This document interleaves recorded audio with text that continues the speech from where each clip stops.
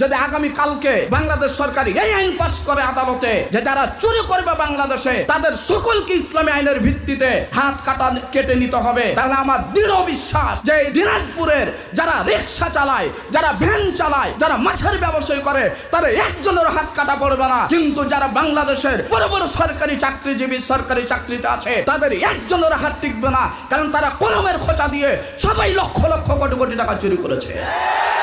নিজে বক্তব্যতে কোটি কোটি মানুষের সামনে বলে দিলেন যে আমি শরীয়তের আইনে বিশ্বাসী নয়। তাহলে যে পিতা বলতে পারে আমি শরীয়তের আইনে বিশ্বাসী নয়, তার ছেলে সন্তান, তার মেয়ে সন্তান যেভাবে ইসলামের দিকে আসতে পারে?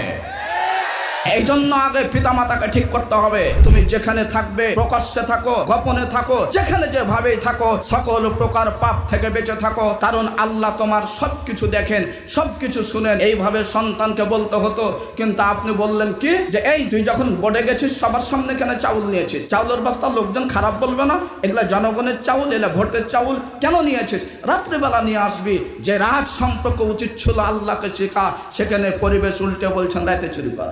আসসালামু আলাইকুম ওয়া রাহমাতুল্লাহি ওয়া বারাকাতুহু। আলহামদুলিল্লাহি ওয়াহদা ওয়াসসালাতু ওয়াসসালামু আলা মান লা নাবিয়্যা বা'দা আম্মা বা'দ আউযু বিল্লাহি মিনাশ শাইতানির রাজীম ইয়া আইয়ুহাল্লাযীনা আমানু কু আনফুসাকুম ওয়া আহলিকুম নারা।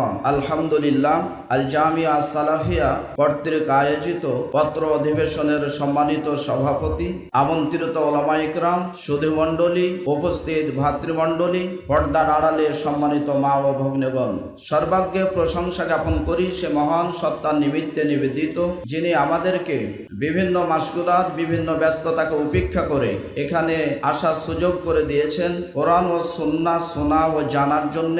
সে আল্লাহ তাআলার শানে শুকরিয়া আদা করি। আমরা সকলেই পড়ি আলহামদুলিল্লাহ। অতঃপর শত সহস্র দুরূদ ও সালাম বর্ষিত হোক সাইয়্যিদুল মুরসালিন খাতামুন নবিয়্যিন মুহাম্মদুর রাসূলুল্লাহ সাল্লাল্লাহু আলাইহি ওয়াসাল্লামের প্রতি। সম্মানিত উপস্থিতি, আপনারা শুনেছেন আজকের আমার বিষয়বস্তু সন্তানের দ্বীনি শিক্ষার প্রথম পাঠশালা পরিবার। অত্যন্ত গুরুত্বপূর্ণ এবং যৌক্তিক একটি চলমান বিষয়। যারা ডানে বামে হাঁটাহাঁটি করছেন বসে পড়ুন, আর আপনাদের পাশে যে যারা শুয়ে আছে, আমরা অল্প সময় কথা বলবো, যারা শুয়ে আছে তাদের সবাইকে উঠান। যেমন এমন একটা বিষয় যেটা ছেলে মেয়ে, বিবাহিত অবিবাহিত সবার প্রয়োজন, কারো আগে কারো পরে। সম্মানিত মা ও ভগ্নীগণ, যদিও আজান হতে অল্প সময়, তারপর আমরা কিছু কথা বলে শেষ করবো ইনশাআল্লাহ।